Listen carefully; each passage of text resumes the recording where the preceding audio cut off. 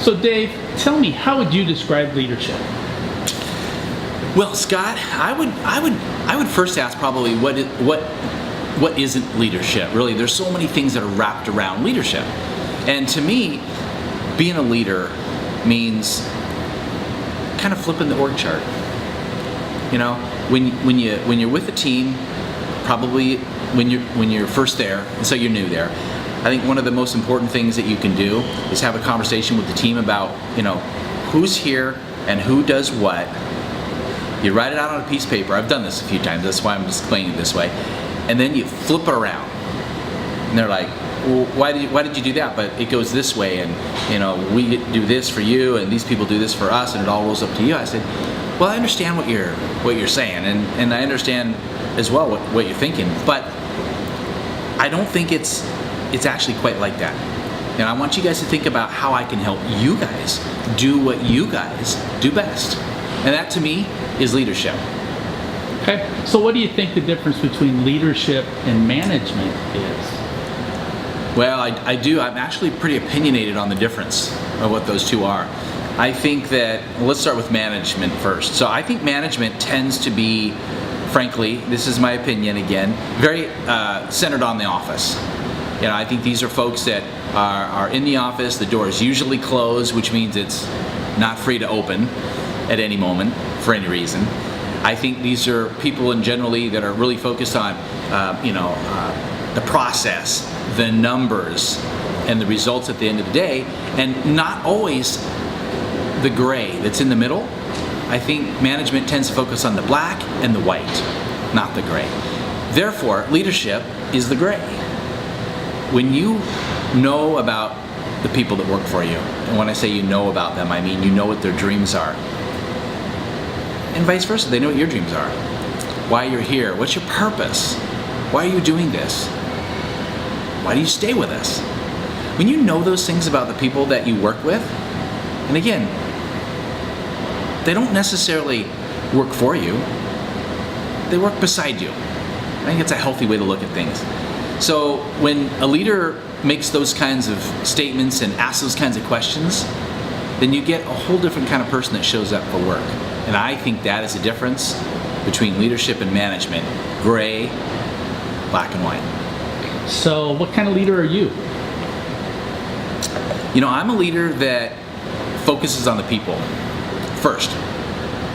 Some might cringe when I say that, but I think that business isn't even business without the people in it, right? And so I think that a business comes first by the people, right? And it's about the employees that are in that business, the employees that chose to find themselves right there in that business because of what you're doing, and they like it, or they're very good at it, or they want to be good at it.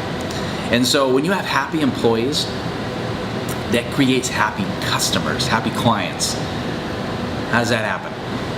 It happens because they like what they do, and they'll work extra hard, and they'll go the extra mile to make good business, make happy clients.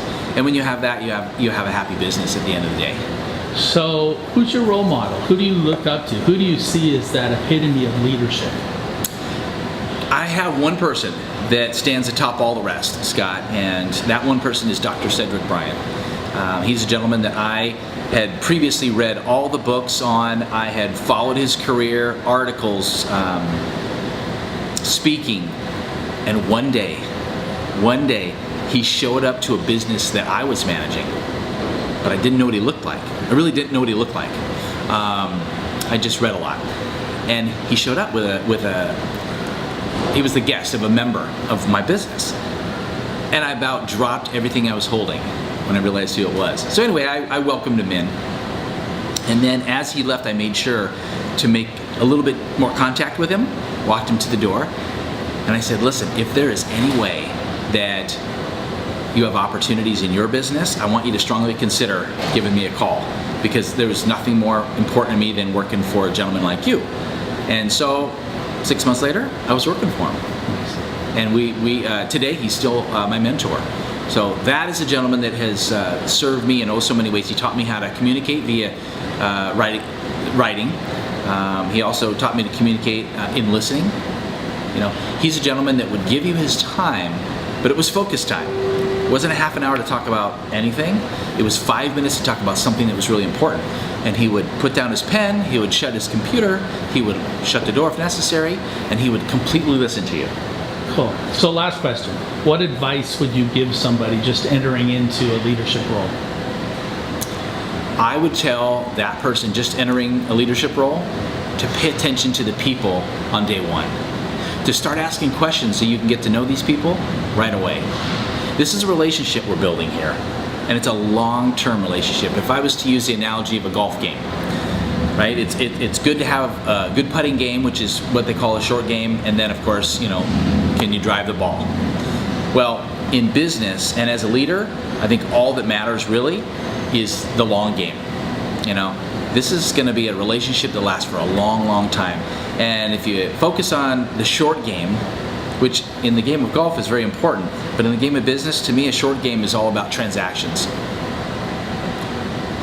A leader doesn't focus on transactions. A leader focuses on relationships, and that's the advice I would give to any leader.